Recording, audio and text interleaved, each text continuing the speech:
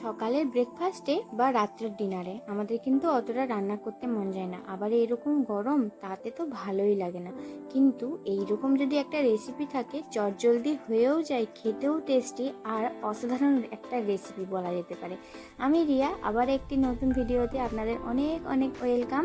যারা আমার ভিডিওটি এখনও দেখছেন তাদেরকে অসংখ্য ধন্যবাদ। এখানে আলু ভাজার মতন আলুটাকে কেটে নিয়েছি আর কড়াই দিয়েছি 2 থেকে 3 চামচের মতন তেল। হ্যাঁ, ছোটো চামচের 3 চামচ তেল দিয়ে দিলাম, আর একটা শুকনো লঙ্কার ফোড়ন, আর দিয়েছি হাফ টেবিল স্পুনের মতন জিরে।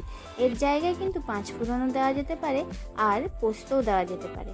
তারপরে আর কি একটা মিডিয়াম সাইজের পেঁয়াজ দিয়ে দিয়েছি, সেটাকে একটু সামান্য ট্রান্সলেট করে নিয়েছি, পিঙ্ক কালার করে নেওয়ার পরে এখানে হয়ে গেল আলুটা এবার চলে গেল। এবার খুব ভালোভাবে আলুটাকে নেড়ে নিচ্ছি। হ্যাঁ, এখনও পর্যন্ত কিন্তু ফ্লেমটা হাই ফ্লেমেই আছে। তো এখানটায় দিয়ে দিলাম হলুদ আর নুন, যেমন আলু ভাজা আমরা করি সেম। অনেকেই আলু ভাজার সঙ্গে ডিমটাকে ভুজিয়া করে খান জানি, কিন্তু এইভাবে একবার করে দেখবেন, খুব সুন্দর লাগে। তো আমার আলু ভাজাটা যখন দেখলাম যে একদম ভাজা ভাজা টাইপের হয়ে গেছে, সিদ্ধ হয়ে গেছে, তখন কি করব, এরকম চারিদিকে আলুটাকে ছড়িয়ে দিয়ে এভাবে ডিম দিয়ে দেবো। তো আমরা খাবো 3 জন, তাই জন্য আমি 3টে ডিম দিয়েছি। আপনাদের বাড়িতে যতজন থাকবে ততজনই জন্য ডিমটা দেবেন। হ্যাঁ, ভুজিয়া করবেন না, কিন্তু এইটার আবার একটা আলাদাই টেস্ট।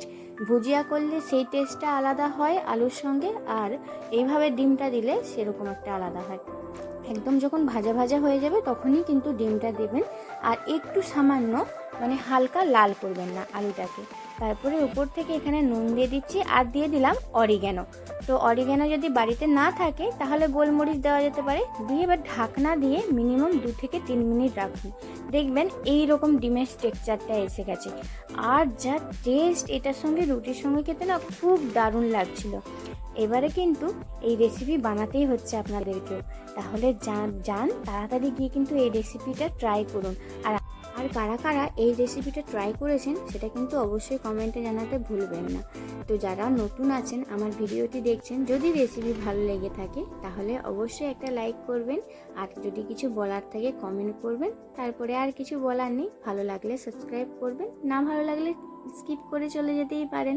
হ্যাঁ, তবে এটুকু বলবো, রেসিপিটা কিন্তু বাড়িতে ট্রাই করুন, আমাকে সাবস্ক্রাইব করুন বা নাই করুন। তো সকলকে মোটামুটি খেতে দেওয়া হয়ে গেছে। এইটা আমার জন্য প্লেট রেডি করছি। তো 2টো রুটি খেয়ে নিলাম। আমি রাত্রে বেসিক্যালি 2টো রুটিই খাই। হ্যাঁ, এটা কিন্তু ডিনারেই রেসিপিটা বানিয়েছি। সকালবেলার দিকে আমার কাছে এত টাইম থাকে না, তার জন্য রাত্রিবেলাতেই রেসিপিগুলো বানাই। অর্ধেক পেঁয়াজ নিয়ে নিলাম, আর আমের আচার বা জেলি যেইটাই বলুন না কেন, যেটা আমার চ্যানেলে সবথেকে বেশি ভিউ হয়েছিল সেটা কিন্তু এই রেসিপিটা। যদি না দেখে থাকেন অবশ্যই দেখবেন। তাহলে ভালো থাকুন, সুস্থ থাকুন, টাটা।